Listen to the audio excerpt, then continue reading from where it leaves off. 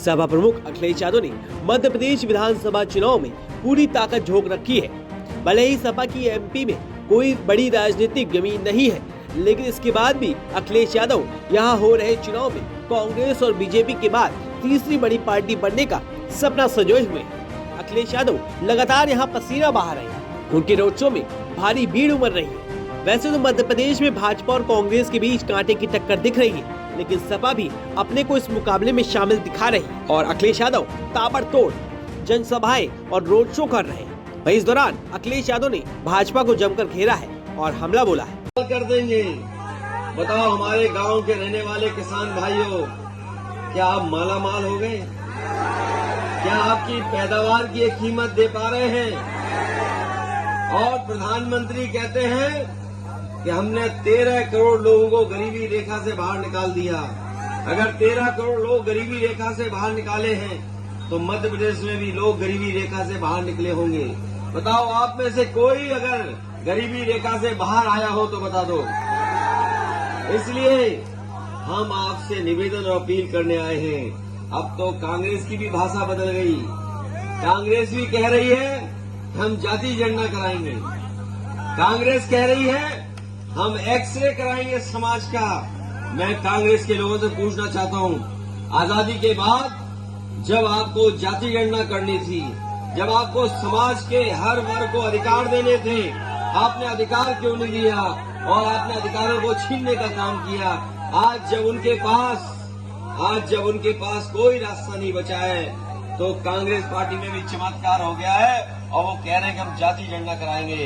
हम आपको भरोसा दिलाते हैं, समाजवादी पार्टी के हमारे विधायक को जिताइए, हमें कुछ भी करना पड़े हम लोग जाति जनगणना कराएंगे। अम्बेडकर जी जो संविधान दिया था उस संविधान के तहत अपने दलित भाइयों को और पिछड़े भाइयों को अधिकार दिलाने का काम समाजवादी लोग करेंगे। मध्य प्रदेश में हमारे पिछड़े आबादी के लोगों को 27% आरक्षण नहीं मिलता। बगल में मध्य प्रदेश के बगल में उत्तर प्रदेश है, वहां पर आबादी को 27% आरक्षण मिल रहा है पिछड़ों को, लेकिन आपको नहीं मिल रहा।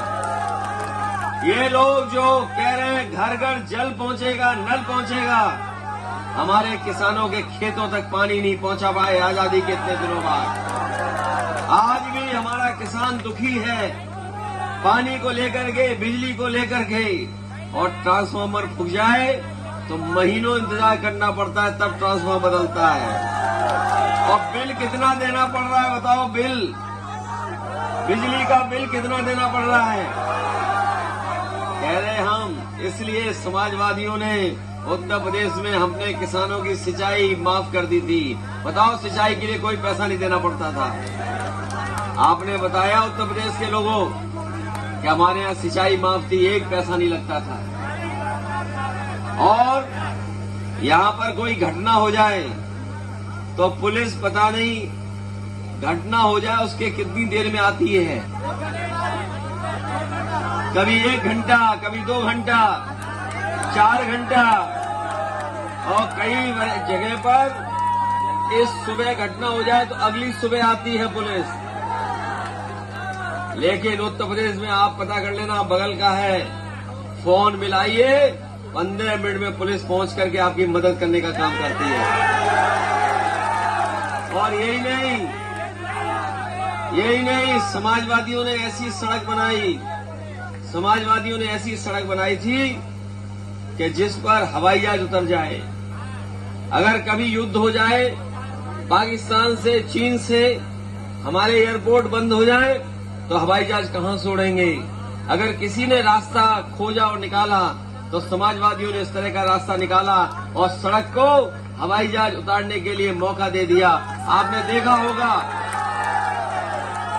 देखा होगा देश के प्रधानमंत्री उत्तर प्रदेश में वायुसेना का सबसे बड़ा हवाई जहाज लेकर के उतरे थे। वो सड़क अगर किसी ने बनाई थी तो समाजवादी लोगों ने बनाई थी। बताओ मध्य प्रदेश में 20 साल में कोई ऐसी सड़क बनी हो जहां पर हवाई जहाज उतर जाए तो बताओ हमें। कोई सड़क बनी हो तो बता दो। हम तो अपने नौजवानों से कहेंगे, ये जो मोबाइल चलाने वाले लोग हैं, गूगल करके देखना बताओ सड़क पे हवाई जहाज उतरा था कि नहीं उतरा था?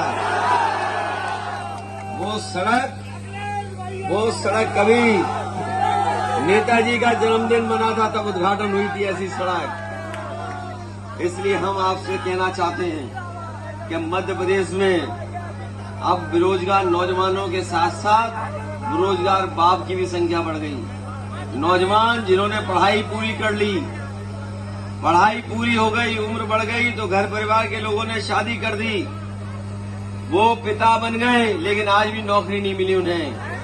बेरोजगारों के साथ साथ बेरोजगार बाप की भी संख्या मध्य प्रदेश में बढ़ गई। अगर कोई दोषी है तो पूर्व में जो सरकारें रही हैं वो दोषी हैं। इसलिए विकल्प के रूप में साइकिल की मदद करो, आप लोग साइकिल की मदद करो। नौकरियों को लेकर के इतने घोटाले हुए जिसकी आप कल्पना नहीं कर सकते। किस जमाने में व्यापम घोटाला हुआ था और व्यापम के बाद लगातार घोटाले हुए हैं, लेकिन हमारे नौजवानों को नौकरी और रोजगार नहीं मिला। इसलिए बदलाव, यहाँ की जनता बदलाव चाहती है, परिवर्तन चाहती है। मुझे पूरा भरोसा है कि आप लोग समाजवादी पार्टी के विधायक को जिता करके एक नया संदेश देने का काम करेंगे। इस उत्तर प्रदेश में समाजवादी पार्टी सबसे बड़ी पार्टी उभर करके आई है। आपका आशीर्वाद मिल जाएगा तो यहाँ भी विकल्प के रूप में समाजवादी पार्टी दिखाई देगी।